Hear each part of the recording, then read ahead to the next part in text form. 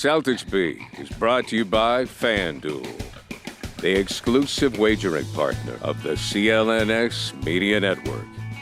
What's up, everybody? New edition of Celtics Beat as July and free agency and summer league. It's all right around the corner, but since the last time we had a show, there's been some news. There have been some happenings in the land of the Celtics. Adam Kaufman and Evan Valenti. Brian Robb is here. More on that in just a moment. I think we can all agree the biggest news since we last recorded a show, Ev, would be the Celtics drafting Jordan Walsh out of Arkansas. That's pretty much about it. I don't know what else. So this will be a full Jordan Walsh tribute show. It was an easy night, Kaufman. It was just straightforward, super easy. You know, you went in knowing exactly Boston's just going to have one pick and we're done. Like that's didn't keep me up at night at all. You know, no, I didn't lose any sleep.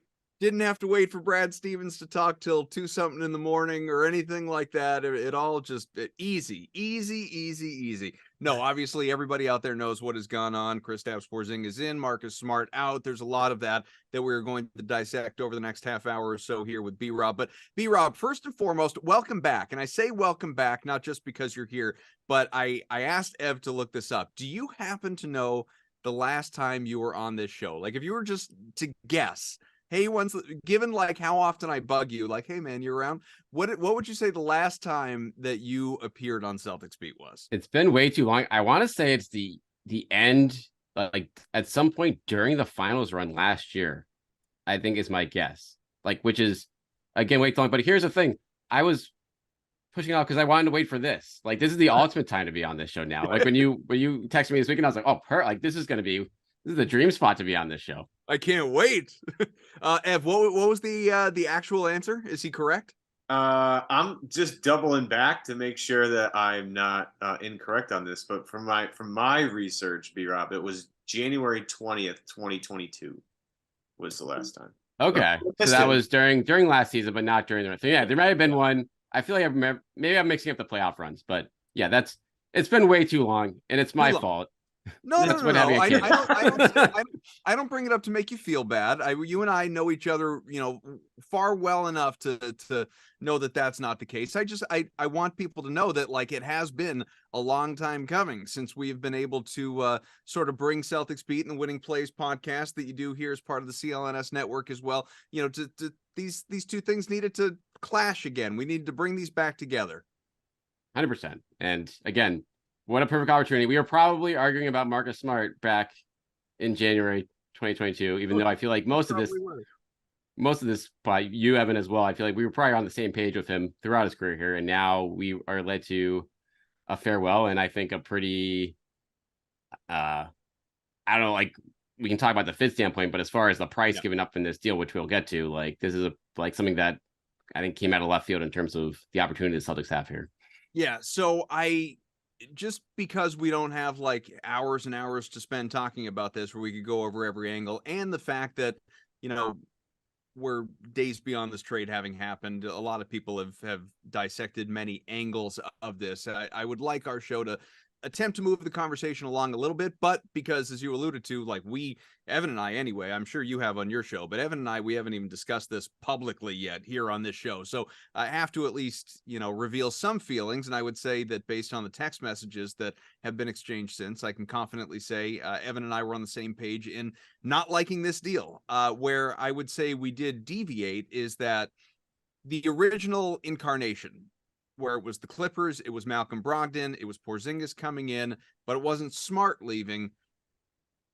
Ev was still kind of on the fence, and more of that was the morality of Kristaps Porzingis and what happened allegedly back in 2019 than maybe his specific basketball fit.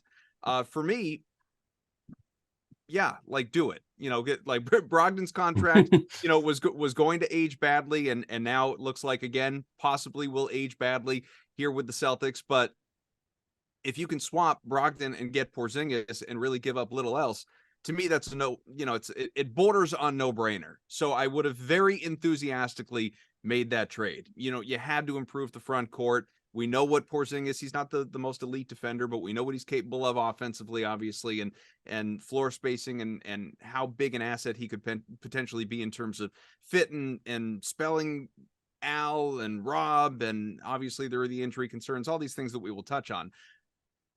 but then you change the trade. Not your fault necessarily. You could say it was cold feet by the Clippers or the Celtics' impatience. A lot of different things have been reported, obviously, but they were up against that deadline where Porzingis had to opt in on his $36 million option for next year.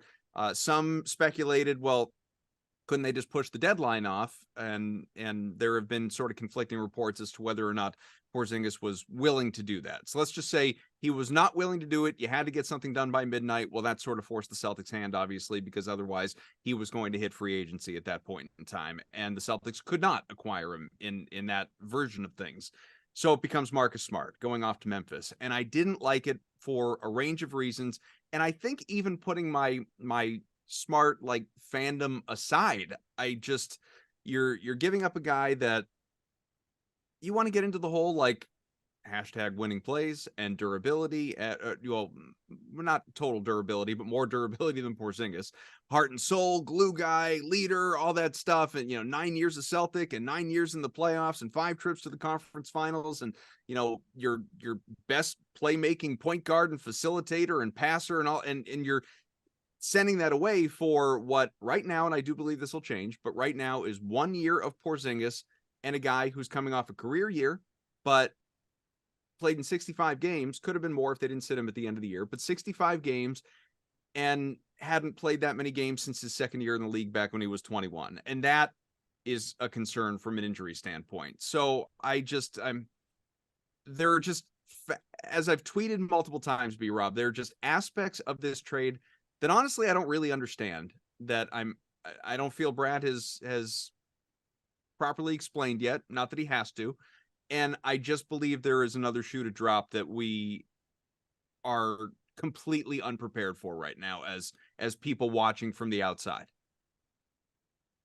I mean, I agree with you from that. Like the roster as is right now does not make a whole lot of sense to do this. If this is it, or if this is just like marginal tweaks on the fringes. The fit there, that this is not a team where you're like, oh, that you have a much better chance of winning next year compared to what you had before.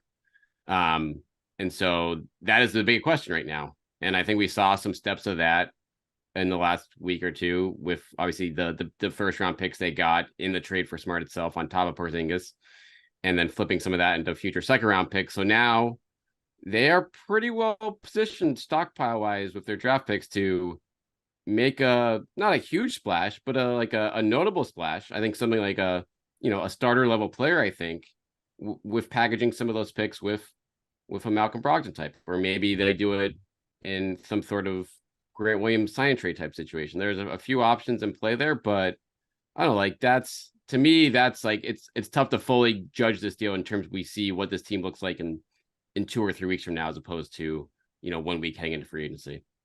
My biggest, and we'll get, I know you have many thoughts on this as well. My biggest thing with what you're talking about with roster construction was and Brad alluded to this, I think, in some ways. Like, I just don't think they make a trade like this if you're not confident Porzingis is going to stick around longer than just this upcoming year. And they can't, you've written about this, they can't sign him to an extension until July 6th anyway. So, there could be a multi-year deal coming for him that keeps him around. And then you say, okay, well, you're not parting with Grant Williams because that is the expectation. You're not parting with Grant Williams for 1 year of Porzingis. You're not parting with a cost-controlled Marcus Smart for 1 year of Porzingis. So you're going to keep him around longer. But I say this with zero disrespect to Derek White. Derek White was arguably their third best player last year. He was terrific. But if you look at what his strengths are, I just don't look at him and think starting point guard of this team.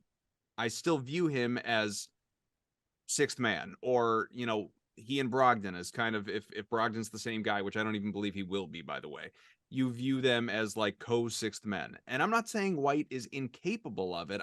When I'm thinking facilitator and playmaker and shot creator, no, I don't think of Derek White.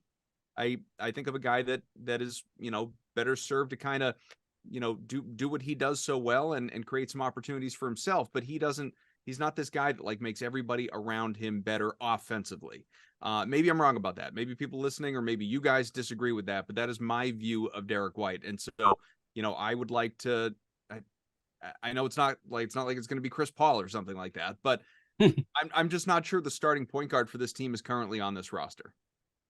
No, sir. I want to hear Evan's take on this in terms of like. Well, I definitely the Smart deal disagree itself. with the fact that I'm devastated that Smart's gone. It's just, and I have to separate like my fanhood attachment to Smart from basketball sense. There are some basketball cases that have been made over the past couple of days that make sense, including like maybe Smart's voice is too big. They want the Jays to lead. You can't have them lead if Smart's like. I get some of that stuff.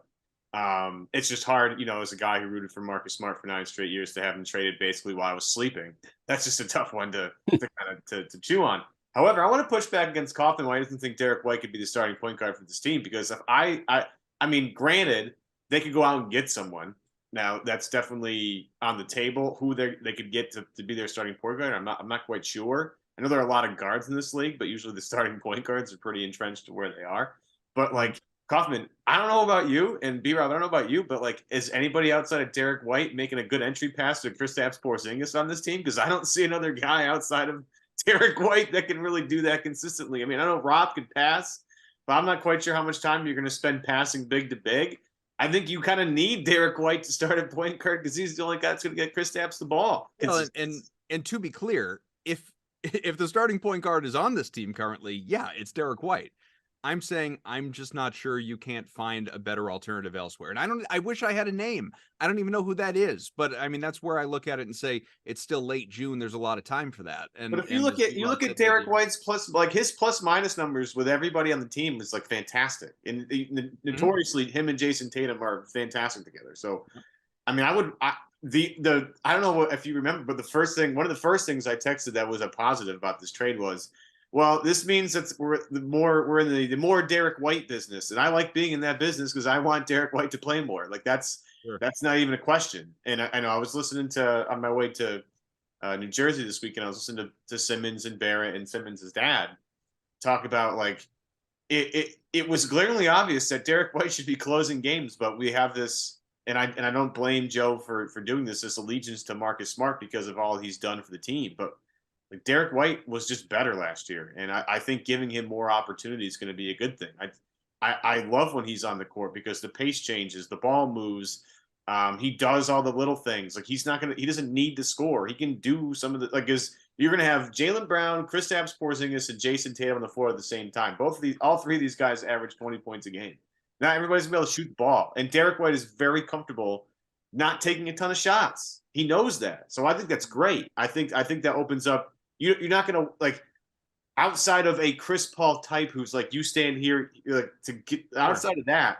I think Derek's a great player and a great mold of player to have start with those three guys and whoever the hell starts at the 4. Well, so B-Rob, let me turn that into a question for you. Let me set you up for a long answer. I want you to respond to the thing that I said about like do you believe they're going to acquire a different point guard to actually start? But also what Evan was alluding to, they were talking about on that pod that he was listening to. Did the Celtics, and look, the good outweighed the bad, but he was a polarizing figure here, obviously. Did the Celtics have a Marcus Smart problem in that his voice was too big, expectation was too big, their allegiance was too large, the feeling of like, all right, well, maybe there are times that he should be benched, but he's not benched because he's Marcus Smart. You have to have him out there at the end of the game. And was there some element of historical relationship within the organization and guys on that coaching staff, and primarily Joe most recently, where it was, they weren't always doing what was best for themselves out of a certain level of loyalty? Yeah. So to start with White, I think he's definitely your starting point guard next year. Agree with Evan there. I think to your point as well, Adam, like he is not the traditional point guard. Like he is not the distributor that Marcus Smart is when he's at his best, as far as assist rate and things along those lines. But I think by and large, there are more and more guards around the league that like teams are not going with that model, if you will. And I think the Celtics are going to embrace that. Like, does White work on both ends of the floor? Is he selfless? Can he make enough passes, but can he do enough other things to do it? And clearly the answer last year was yes, where these guys are thriving around him. So it's hard for me to envision the Celtics finding a better fit of point guard with him. You can obviously do that, move him to the 2, if you will. Play Payne off the bench if you say move Brogdon to a separate deal. But I think at this point their default is like White's your 1, Jaylen Brown 2, and they go from there. As far as Marcus Smart goes and the hierarchy thing, like I think there's no doubt there's people inside their organization like Derek White was not playing enough last year when it mattered most. And that even went back to, you guys remember like game 2 of the Heat series where he was probably like the second best player in that game. And he came out of the game with like 7 minutes left and was out for most of the crunch time there, where they kind of fell apart down the stretch of that game. And you could count, 4, 5, 6, 7 times in the regular season last year where there was like, why isn't Derek White in this game? And then it blows up. So clearly, whether it was Malcolm Brogdon or Marcus Smart, I don't think like it was like we need to move Smart so he gets time. It's like we need to move one of these guys. And then when they ran into the issues of Brogdon, that Smart became the alternative there. And so as far as Smart's voice and stuff goes, I think that falls into play. It wasn't a reason why they moved him, but like it certainly is part of the equation here, being like, okay, we're getting pretty good value here of 2 first-round picks, much more value than we get for Brogdon. There is something here where it's going to be tougher to bench Marcus in crunch time regularly because of where he thinks his standing is with the organization. From a leadership standpoint, it might be something where we want to shake it up because let's be honest, guys, like after this season, there wasn't going to be like a bigger change is going to have to be made with this roster once Jaylen signed the Supermax and other parts of the play. So if you wanted to shake things up a little bit from like a small standpoint, which is not Marcus as a small part of it, being like a smaller thing here, like that, this is the last year you could actually do it without having to look at the bigger Jaylen question of being like, you sign him now. Is he worth keeping now at this money? Do we have to break these guys up? Because that was going to be a question after this year if this team didn't get there.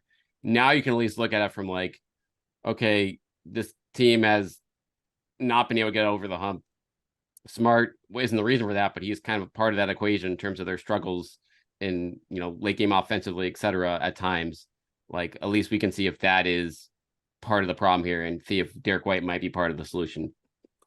Well, look, if there's an aspect to this deal, and I've thought about this more over the last day or two, if there's an aspect to this deal, guys, that makes me like giddy kid in a candy store excited, is we have so many friends, colleagues, like people within the media that do what we do, or obviously just friends that are fans that, again, Smart, most polarizing Boston athlete, period, since maybe Tuukka Rask, and before that, I have no idea. Like, Smart is there's no in between. There aren't people that just sort of like kind of appreciate the guy. It's like either you love him or you hate him. Like I had texts ranging from I am out on the Celtics, I'm gonna root for another team, to this is the best day of my sports fandom life since the Sox won the 2004 World Series. Yeah. I like it's and everything in between.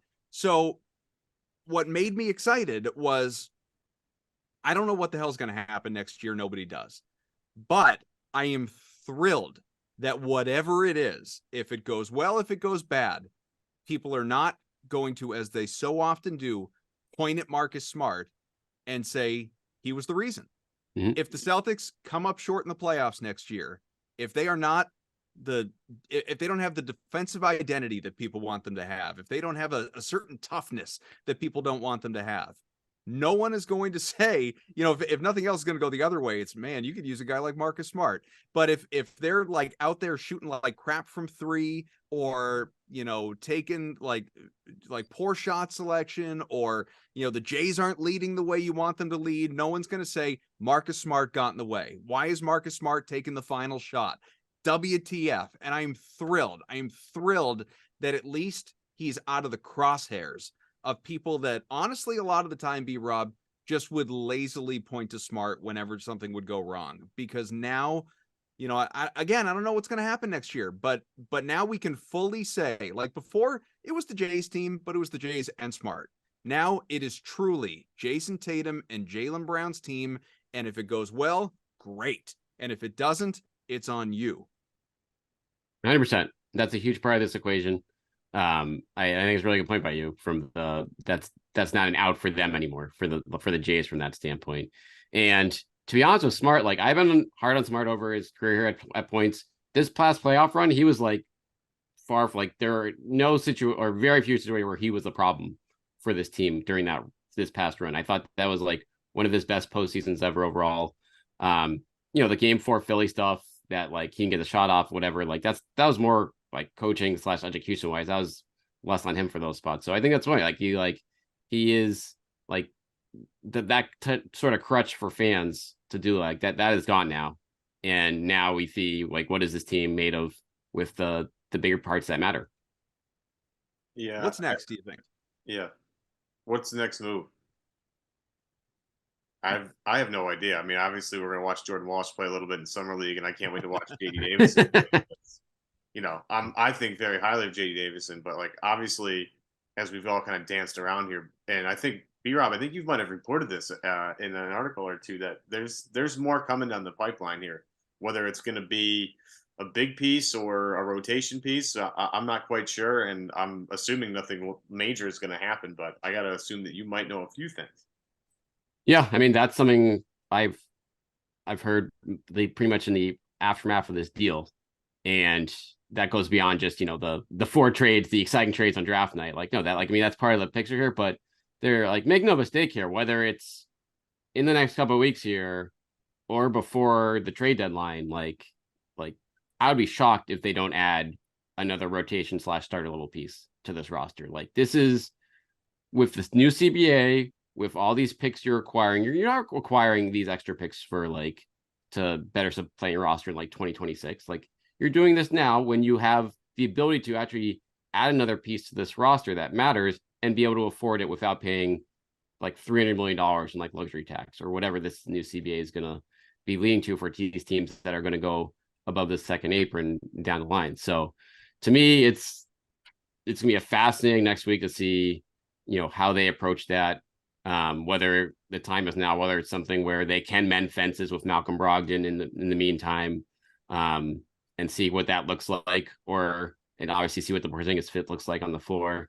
But if not, like you have to look at him, you have to look at, obviously the rumors on Grant are very much there. And I just don't think that this roster is a finished product. Just speaking for myself here, I just don't think this is it for this group. I think there's more shoes to fall here. Well, and to that point, there's assets. Like Grant is a sign and trade asset, and the expectation is he's not going to be back. Those second round picks, if you want to move them, teams have had to throw like 5 into a deal to help get a deal done. But yeah, like they've reloaded on some of that capital. You can use it. And as far as the smoothing things over with Malcolm Brogdon, like to me in my head, B-Rob, that's something you try and do at the end of August. Right now, you're trying to trade him. And I don't think there's any mystery in that. And if, like, I don't think Brogdon thinks there's any mystery in that. They are trying to move him. The only reason he's not gone right now is because the Clippers didn't have time to give him a physical. If right now you're trying to move him to a team that actually has the opportunity to assess the guy and say, all right, yeah, he might need surgery, but he'll be ready for the beginning of the year. Who cares? Like it's fine. He's gone. So my question for you would be, other than, like Beal's not an option, Paul's not an option, Dame doesn't want to come here, is there a guy out there that you think could spring available? I would think it would have to be a guard at this point if you're moving Brogdon, who is a fit, who is someone that you think, would make sense for this team. It's just hard to like peg that out based on where we are in the free agency period. It's like what guys are available right now. That's all going to depend on what teams like actually do in the next week here, like the trades, who the teams are going to go after in free agency, who has leftover cap room, who decides to take a step forward versus a step back as far as a franchise goes. And that stuff, is starting to come into focus more. Obviously, we've seen what the Wizards have done the last week, and that's, you can pretty much pick anyone else in that roster right now and say like they're available. But there's a lot of teams right now where you wonder, okay, like what are the Spurs doing? Like, are they trying to like really center things around like Wemby, or could some guys on that team that are on their second contracts become available? Like, what is a team like the Magic doing? There's a lot of intriguing players down there. There might be like they have some cap room. Are they bringing people back? Are they looking to move off of a guard or two or another big man or two there? Like those are the type of teams I look at when you wonder in terms of what type of players the Celtics could go after here. And then you just look for places where there's a roster glut. And when there's someone else gets signed, that makes someone else available. And then the Celtics want to position themselves to be like, hey, a lot of contenders that are looking to win now, we have more assets that we're ready to move right now to do that. To say, hey, we have that Warriors first round pick and we have 2 future firsts along with 3 second round picks. And for the right guy, we'll make that move. Now, whether that guy actually comes to fruition here, that's the question. Whether that guy has a contract where he's actually worth that, because you're not going to do that for just an expiring deal, obviously. Mm-hmm. But I think those are the type of questions that this front office is going to be looking at constantly the next week or two, and then obviously into next season as well, based on how this team looks.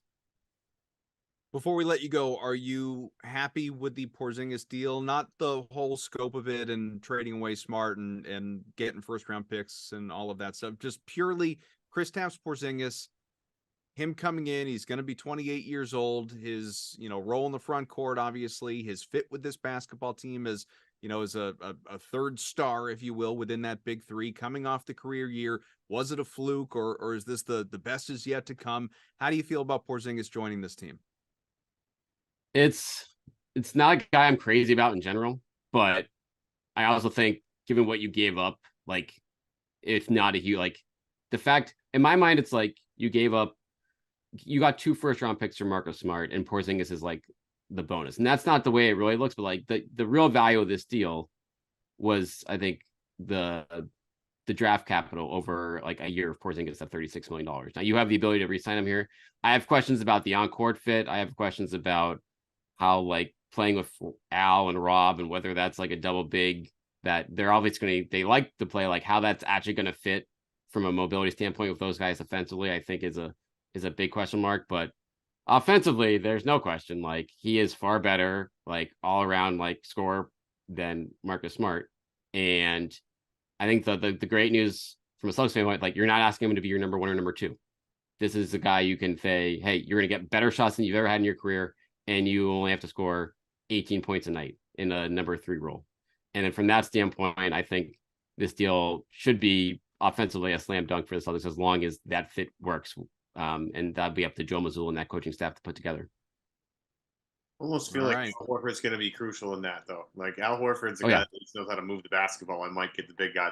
That's my only on-court concern is like the fact that Boston doesn't have a lot of guys that know how to make entry passes. So that's really about it. Like I do think having him on, if you look at his shot breakdown by certain amounts of feet, that area between 0 and 3 feet in the basket, that's his second most taken shot, by position on the court that he could take. My issue is he takes 31% of his shots from 3, and maybe that'll change a little bit with the Jays out there. That's a little murky for me, but I think the fact that he's going to be able to give Boston offense when Jason Tatum's not on the floor, because I don't know, you both probably have concerns about what happens when Jason Tatum's not playing basketball for the Celtics. Like their off numbers aren't great. I think Porzingis might be able to help that. I'm hopeful for that. But I'm like B-Rob. I have some question marks about how this is going to really work. I'm a little more optimistic about it, though. I think they'll find a way to make it work. All right, B-Rob, we're going to keep rapping for a few minutes. We're going to let you jump out of here. Appreciate you hopping on with us. Obviously, check out B-Rob's stuff, not only the Winning Plays podcast on CLNS, but also, of course, all of his work on Masslive. And he is doing a phenomenal job of keeping you up to date with his own reports, as well as mixing in some other people's news as well to just let you know with what is happening during a crazy, silly time for the Celtics amidst trade rumors. And rumors are coming. More and more rumors are going to come, so long as they got Grant and Brogdon and all those second-round picks available at their disposal. We've turned back the clock, gotten back into Danny Ainge's treasure chest time machine, and Brad's gonna have a field day with Zarin and Austin and everybody else. B-Rob, thank you so much. All right, always a blast, guys. Thanks for having me. All right, big guy. Quick break to tell you today's show is powered by FanDuel. Baseball season's in full swing right now, and there's no better place to get in on the action than FanDuel, America's #1 sportsbook. Because right now, new customers get a no-sweat first bet up to $1,000. That's $1,000 in back and bonus bets. If your first bet doesn't win, you'll win more than you lose. And this is coming from a guy that loses a lot. So don't miss your chance to snag a no-sweat first bet up to $1,000 when you join FanDuel today. Just go to FanDuel.com/Boston to sign up. FanDuel, the official partner of Major League Baseball. Major League Baseball trademarks used with permission. Ev, how are we feeling at this point in time, huh? I mean, you and I, we've not had the opportunity to do all of this since it all happened, other than obviously our conversation we just had with B-Rob.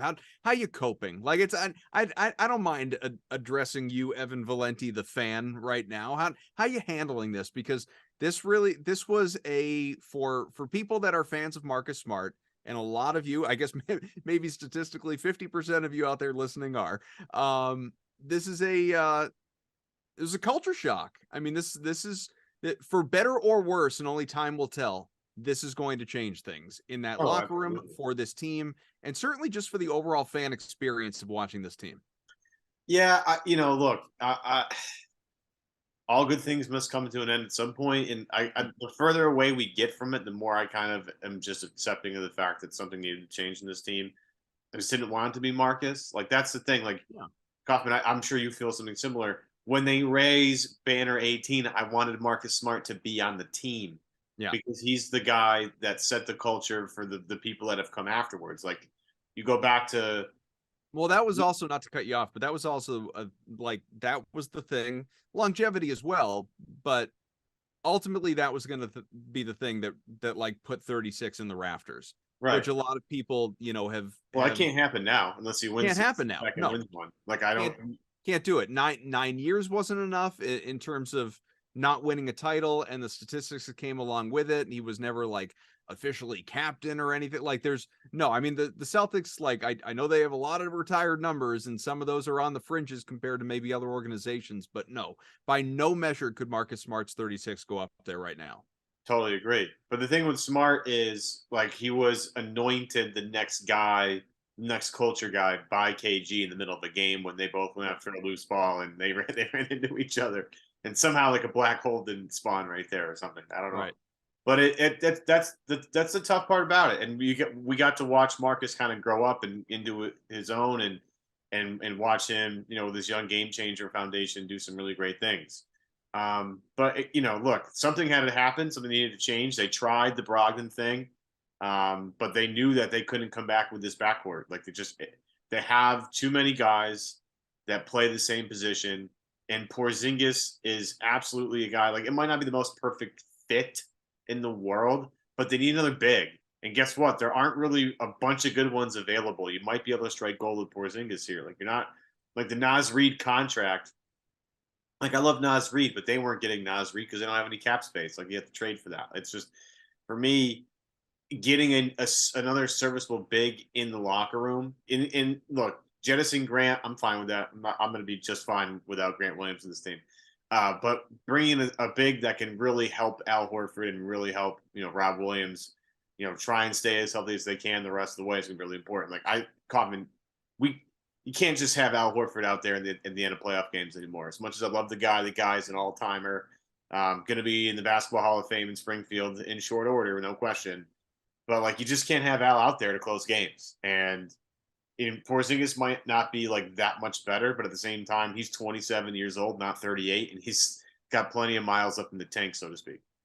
Listen, I said, I'm sure you remember it, I'm sure our listeners remember it, I said it more than once after, like, when we were doing off-season shows last summer, I said, don't expect Al Horford to be this coming year what he was last year, because he was coming off a club OKC, where he didn't play half a season, had a longer off season, didn't like he was set up perfectly for his year in Boston, upon him being reacquired, to have the success that he had. And obviously he shot well as well and just fit in as seamlessly as he did.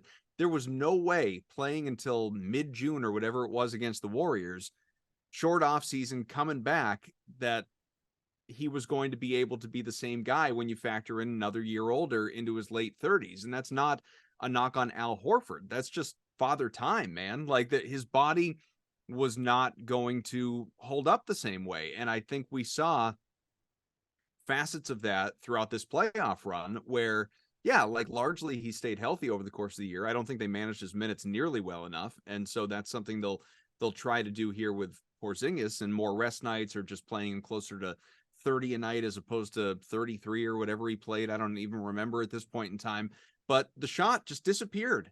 And I don't think that was like this fluky thing. Like, he just sort of forgot how to shoot for a couple weeks. I think fatigue catches up and your body. He was the second highest 3-point shooter in the league this year. He was top 4. I flip him and Brogdon all the time. And over the course of the month and a half or whatever it was of playoffs, it just, he got out of rhythm a little bit. He's He was missing wide open looks. This wasn't like, oh, they, were defending him a different way and they were in his face and everything was contested. Like wide open threes, shots that he's knocking down, probably 6 times out of 10 throughout the regular season. He was missing with regularity in the playoffs. And a lot of that is just age and wear and tear. And to your point, that's not getting better. So like, I don't want Al Horford traded. I don't want him cut. Like, I love Al Horford, but you got to prepare yourself for that. And you can't count on him at this age to have a certain role. Like, he may not even start for this team, a bulk of the time. We'll see. But Robb, like, he could play 35 games. He could play 60 games. You don't know. And you don't know what he's going to be in the playoffs if he's there for you. And Porzingis, another ultimate wild card when it comes to health, which I think is part of the reservations people had about the deal. And like, even removing fit or anything else, it was just like, all right, is he going to be available though? Is he going to play? Like that's a chief question when it comes to Kristaps Porzingis. So you had to do something. You had to add to the front court. Gallinari's gone. Muscala wasn't an answer. Like, Joe had no interest in him. You still have Cornette. Brother's gone. I'm so sad. Yeah, you still have Cornette, but as we said with B-Rob, like the roster construct, it amazed me. It honestly amazed me that if you want to look at this from a betting perspective, that the Celtics championship odds improved to favorites on some books, co-favorites in other books after the C's made this trade. Because I do not feel, and I'm not saying they won't be by the time the season rolls around, but today, here, now, June 25th, I don't believe this is a better team than it was last year. I don't. Well, we'll see. We haven't seen anybody play yet, but they have, outside of Golden State, probably the most, or maybe outside of the Lakers, because LeBron is such a huge part of what they do, and then obviously Phoenix. I don't know if anybody has more star power than them, especially in the Eastern Conference, right? Like, you look, the thing that's happening is everybody's going west again, and somehow Boston's sitting here with Miami, who, look, Jimmy Butler's awesome, and Bam's awesome, and Eric Spoelstra's awesome, and their role players are great, but like, those guys are getting poached, all right? Mm-hmm. The guys that are free agents, we'll see if Miami can afford them. Those guys are getting poached potentially this season, next season. We'll see how it goes. Boston's road got a lot easier with Brad Beal getting out of town, only because there are other teams in their conference, Philadelphia and Miami, that were linked to him that potentially could bring him aboard. So him going to Phoenix, this is fantastic. It's just another guy that Boston doesn't have to worry about. So when you look at their favorite status, I mean, you look at the Eastern Conference, and like, if the Bucks, I mean, I'm not saying they're going to do this. I'm just saying it's possible. What's going to happen with Chris Middleton? What's going to happen with Brook Lopez? Those are huge questions, right? Mm-hmm. Miami, whatever happens with their role players, which is why they beat Boston in the first place, that's going to be interesting. James Harden's probably going back to Philadelphia, but is that going to really work with Nick Nurse? I don't know. Nick Nurse is going to probably run James Harden into the ground. We'll see. Is NBA going to ever get in shape? We'll see. There's a lot of question marks in the Eastern Conference, and so you only have to be one of those teams to get in the finals. I think Boston has positioned themselves in a good place to be that team in the Eastern Conference, or at least be in the conversation. And then once you get to the NBA Finals, anything can happen. My question for B-Rob, I didn't get a chance to ask this, is, do you think Brad watched Denver and said, we have no answer for Jokic at all? Like, we just don't. But if we had gotten there, he would have killed us. But my question to you, Adam, is, does this Porzingis trade in your mind have anything to do with Denver winning the finals, or is this just a move that had to be done regardless of the outcome? Maybe I'm wrong. I don't think it had to do with Denver, because I don't look at Porzingis as this, like, Jokic neutralizer. Nobody is. Nobody is, but also he's just not this renowned defender or phenomenal rim protector or great rebounder. He's just a huge dude who can shoot over people. And That's a credit to him, obviously, with that 7-3 or whatever. And he could literally just elevate over most people and get his shot off. And that's great. That's how he gets the bulk of his points. But I don't look at him as this guy that's going to, like, compete or contend with any of that at all. I mean, how could you? I don't know. I'm throwing it out there. Yeah, I just but like you're talking about Jokic, which is obviously because he just won a title, and it wouldn't surprise anyone if Denver's back there representing the West in the NBA Finals. But even if I'm just thinking about the East, like Giannis, Embiid, Bam, like I don't give Kristaps an edge in any of these matchups. It's gonna be tough. It's hard to contain a lot of those guys, right? It's hard to contain Giannis. We watched it. I stressed out for 7 games over it. I was thrilled not to do it this year because it is not fun. With Embiid, like I don't sweat Philly. I've been saying that for years now. I don't sweat them at all. Embiid, but you felt that before the trade, so that's not like a Porzingis against Embiid thing. No, that's not. I don't really care. Yeah. My position on Philly has not wavered at all with the addition of Porzingis. I actually think it might be slightly easier now. The Bam stuff and how they'll beat a zone, which is what makes Jordan Walsh kind of interesting. That's going to still be a question mark because this team just falls apart against Miami for a lot of reasons, and Miami's mental toughness is probably one of the biggest ones. So that'll still be a question mark for me. I think that a lot of these other contenders have not answered a lot of questions either, and Boston is at least trying to solve a problem. They're at least trying to say like, hey, like we can't run this back. We got to do something a little different. Porzingis gives us a low post anchor that we can throw the ball to, even though he shoots most of his shots from the 3-point line, which is obviously right up Joe's alley. Joe loves more threes. So again, we'll see how it goes. I think, again, I have questions about the fit. I just was curious if, you look at Denver and say like, yeah, like obviously nobody is going to be Jokic. It's just not possible. He's one of one. Right. But having a unicorn type guy, and, Giannis is one of those guys. Porzingis is one of those guys. Porzingis being the quote unquote one of the original unicorns. I think Durant labeled him one of that. Maybe that's just having something that nobody else can plan for. I mean, I'm just throwing ideas out there, Kaufman. I'm trying to make it sound better, The one thing I didn't ask B-Rob that I'm curious about, not that he would know an answer, I just wanted his opinion, and I want your opinion, is do we believe that Brad Stevens would have made this move, period? Would he have made this move without discussing it first with Tatum and or Brown? I don't like do we believe that Tatum and Brown signed off on this, or if this is just something they learned about a few minutes before, just like Marcus did, or were they involved in that conversation? I'd be curious to know. I don't think they were consulted at all, because I don't think either one of them would want Marcus gone.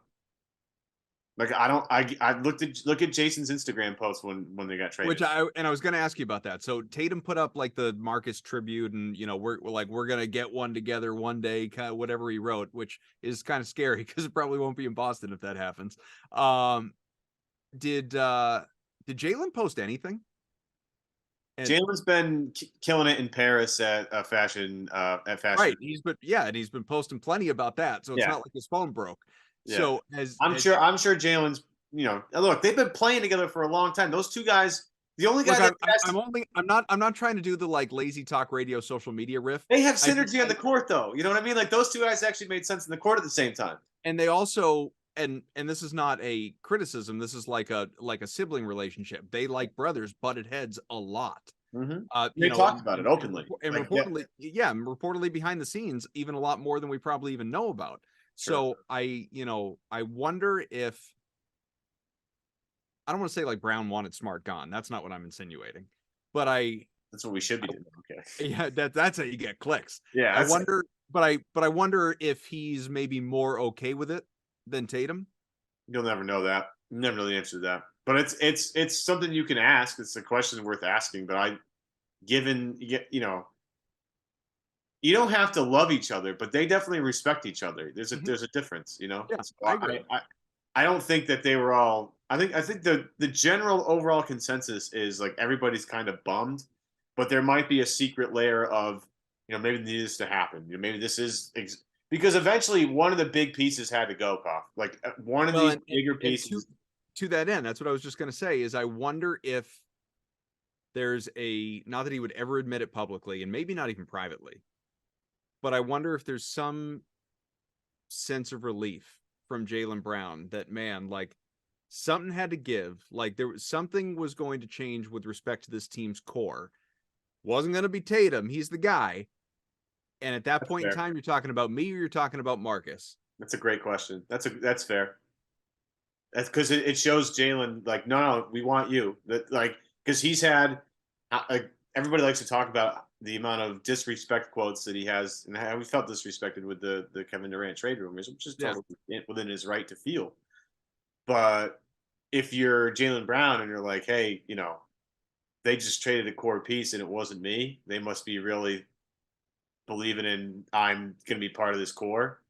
Right. I mean, that's definitely a point for Team Brown here. Like, and again, I've been adamant. Like, I want Jaylen Brown on the Celtics. Like, I think the people that want him off the team are. But you would have said the same thing about Marcus Smart. Are angry, and yeah, but like if I had to pick between Marcus and Jaylen, I'm going to pick Jaylen, and I don't think that's even a shock to any. If you picked Marcus, I think we might want to have your head examined. And I love Marcus, but like this team is going to go to the NBA Finals and win an NBA title with Jaylen and Jason. It's not going to be just Jason and Marcus. Right. I mean, you would have to get something. That's why I never got any of these Jaylen trades. I never really got. It was Henderson and so I don't totally agree with that. Like it, yeah. Like would in this fantasy land Tatum and Smart lead you a championship before Tatum and Brown? No, I'm with you. But if you're trading Brown, you're getting back a Beal or a Dame or a Durant or a whoever. Like, why would you trade? Why would you trade Beal for Jaylen? I'm not even saying you would. I'm just talking about the trade rumors that have been out there over the years. And so it's not really Smart. It's Tatum and that guy. And could they win you a title? And maybe, I don't know. I don't know. These guys have been in the Eastern Conference Finals a lot. I think I'd rather have the two main guys on the team. Is that what we do around here, Ev? We celebrate runs to the Final Four? No, but look, it's funny that Washburn went off on them not having a guy that could score on the block, and then they go get Kristaps Porzingis, who again isn't really known for. So, I mean, a good percentage amount of his shots come on the lower block, but for a big guy, he shoots a ton of threes too. So what I was laughing at, it's funny you bring that up. What I was laughing at, because we had watched, if anyone missed the Washburn show, check it out. It was a really good show last week. He's always great. He's always great. But so that's your Washburn takeaway. My immediate thought after Smart was traded was thinking back to the pod we had with Washburn and Washburn going off. Like it might have even been the title of the show about how they need more toughness. And they traded away their toughest guy. Fair.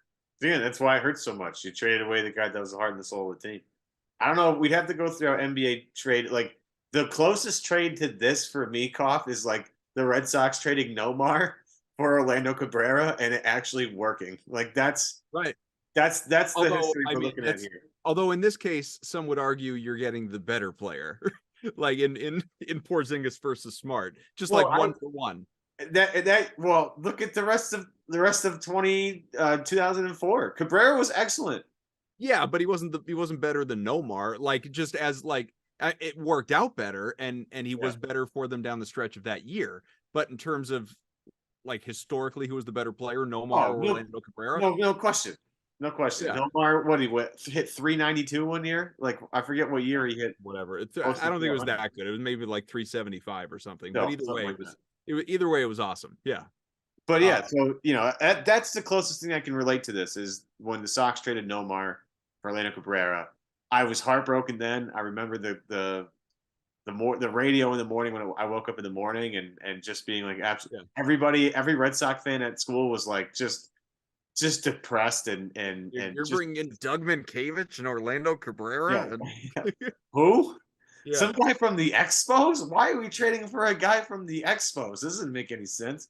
Well, I think we've I enjoyed this. I enjoyed the conversation with Robb, but I also really enjoyed the conversation that you and I just had because I think we raised some interesting questions that would be good to touch on with whoever we have on the show next week, and sort of continuing on this conversation about what this really means internally inside that room.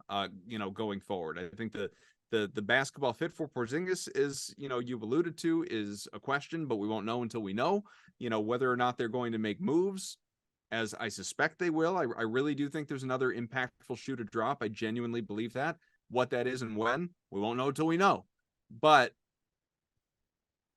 I think some of these unknowns that we're never going to find out are kind of more fun talking points about, reaction from Tatum and Brown and what it means to them and how they feel and what's to come of this team going forward. Did Brad leave any hints in the 2 a.m. press conference? Because I wasn't awake for that, and I haven't gone back. I was awake. I deliberately waited up. I'm like, my God, like, when is this? And I wasn't there. Like, Robb and all these other people were probably there, asking questions. But I'm like sitting, in a recliner, like waiting up, watching a movie for Brad to talk. And put Fast 10 on. I think I was watching The Dark Knight, actually. There you go. That'll work. I just needed a movie about death. I'm just sitting there going, like, what in the nothing, like, just looking for anything. And no, but my feeling actually in listening to it was Brad, not unlike his predecessor, has gotten where I think Danny left things a mystery. Danny Ainge, Brad does a great job at telegraphing things if you're paying attention.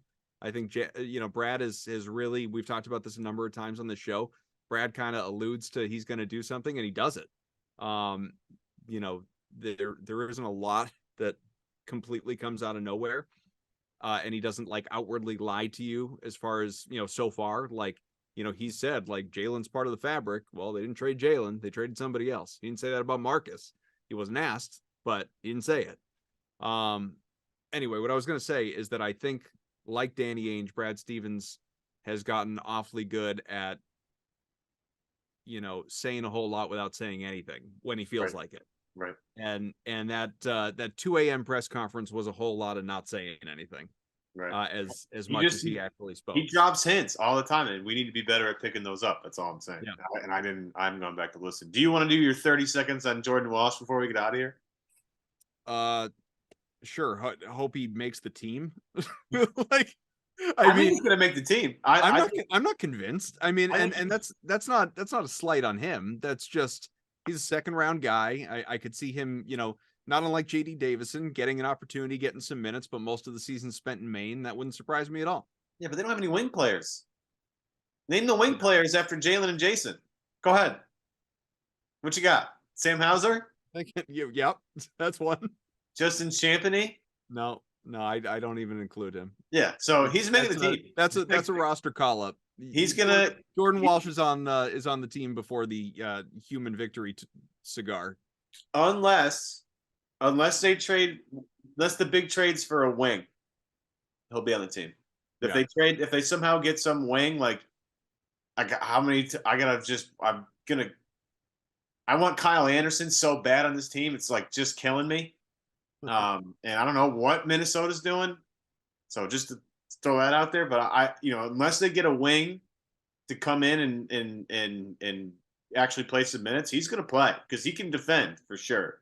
I don't know. Offensively, we don't know, but defensively, he's an animal and he just engulfs people. Like, it's literally hilarious to watch him play defense because his arms go on forever, and good luck getting by him. He's awesome. But other than that, wingspan. I mean, he's. I saw somebody joke on Twitter that he's a 3-and-D guy without the 3.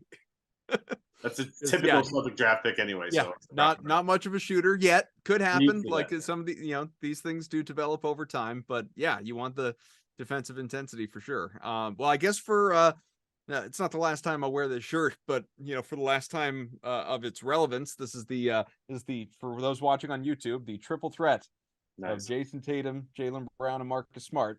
I gotta get a Porzingis shirt now. There'll be one. I'm sure there's already one. Yeah, I don't think is it just gonna be like, will one of these companies get excited and put them, like, I don't know, a unicorn in a Celtics jersey or something like that? Is that what it's gonna be? That could be fun. Yeah, fun. I'm into that. I'm definitely into that. I'd buy that. There you go. Pete Rogers on it. He'll find some cool design to do. There you go. Yeah, that'll be it'd be like the Celtics jersey with a like a Care Bears figure. Wasn't there a unicorn on Care Bears? You're out of my comfort zone at this point, Kaufman. Out of most people's. We got to go. That's when we've been going too long. But thanks to Robb. Great to have Brian Robb back on the show. We're gonna miss you, Marcus. I know you're not listening. You probably don't listen to any of these Celtics podcasts, but in the event that you've ever tuned into this one for 3 seconds, it's been real. It's been fun, a lot of fun, almost a decade, and genuinely wish you all the success in Memphis. The grit and grind era returns, to the Grizzlies, and that's a team that, especially with what's been going on with John Moran, is going to need some veteran leadership. So curious to see what happens with Memphis, which was already a very good team before obviously acquiring Marcus Smart. But the Porzingis era is underway in Boston. Again, thanks to B-Rob. Thanks to Evan. I'm Adam. We'll talk to you again next week. CLNS Media's Celtics coverage is brought to you by FanDuel. New customers get a no-sweat first bet up to $1,000. That's bonus bets back if your first bet doesn't win.